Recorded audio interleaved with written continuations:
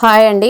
రాఖీ పౌర్ణమి next డేనే నేను ఊరికి వెళ్ళడం వల్ల వీడియో చేయడము లేట్ అయింది. సారీ. ఇప్పటి నుంచి వీడియోలు కంటిన్యూగా చేసి పెడతాను.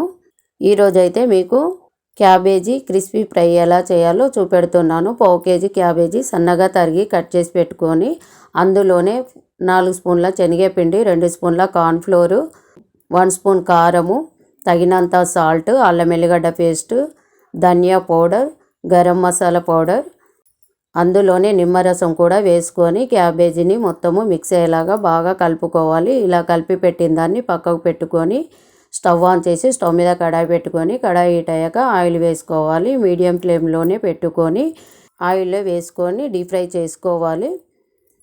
ఇది ఫంక్షన్లో చేస్తారండి. మీరు ఫంక్షన్లో తిని ఉంటారు.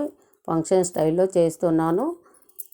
ఇలా చేసి పెట్టిన దాన్ని పక్కకు పెట్టుకొని అదే ఆయిల్లో 1 కప్ పల్లీలు వేసుకొని 2 రెమ్మల కరివేపాకు వేసుకొని ఫ్రై చేసి మనము ఇంతకుముందు ఫ్రై చేసిన క్యాబేజీ ఫ్రైలో వేసుకోవాలి. అంతేనండి.